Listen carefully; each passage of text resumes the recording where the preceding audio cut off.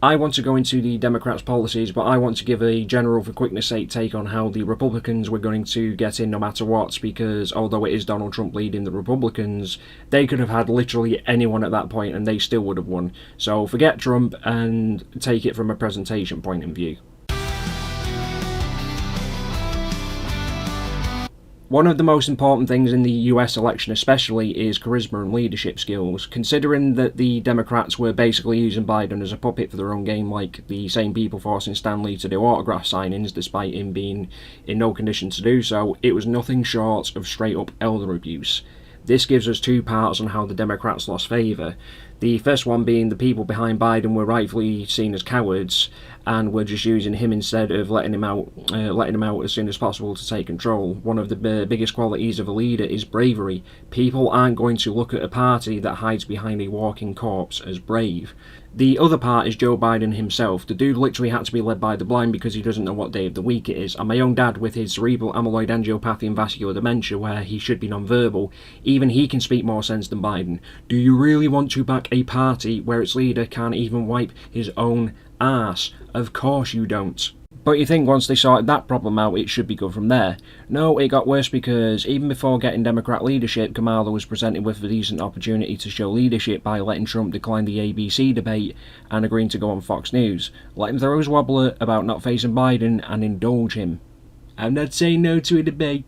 I'll do it anywhere. Fox, on an episode of The Apprentice, my Genshin Impact Discord server, just not on ABC, and it has to be my rules. One reply broken down into two simple words would have immediately perked ears up for the Democrats, and that is simply, alright, bet.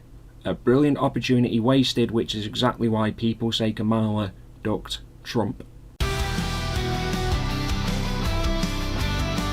Because the Democrats have been the SJW liberal art college feminist stereotype of hating all white men, until you ask them which men, if they're saying all, or if they understand why we don't want them in women's bathrooms, then they kick off shouting, how can you spout such discrimination, with no sense of irony, and have been attacking them for years, calling them inherent rapists, they are the problem, etc, to the point they don't even want to work with or give CPR to women anymore. Congratulations.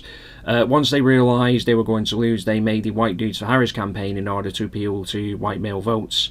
And it was the most backhanded, sexist, racist, and unapologetic for previous actions excuse of a campaign you could think of. Like, if you showed it to me and said it was a parody of a Democrat campaign for votes by Mad TV or some shit, I would 100% believe that, but no, it's real. I'll link you on Head's video to go see more in detail, because she's explained it better, but it's the fact that it wasn't even the South Park BP thing of, we're deeply sorry.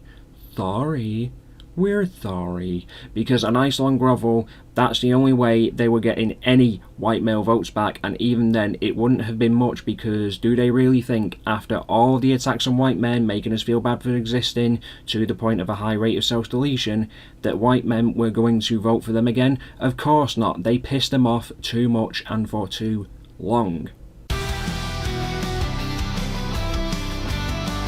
Even if the Democrats didn't dig their own grave, we are in the paradigm shift that's been warned about for years, because the world has been so massively far left, it's going to swing the other way to the right. Far right if we're not careful.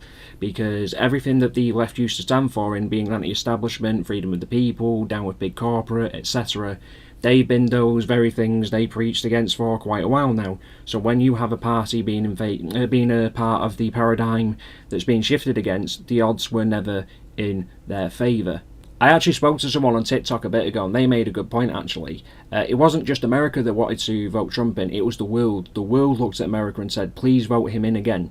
And I do believe it's not just because it's Trump and Kamala, it's because the world is done with left-wing bullshit that does the very things it accuses everyone else of doing.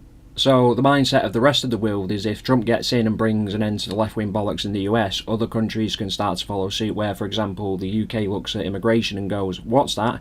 Look after your own people first, the country thrives. Maybe we should start doing that again.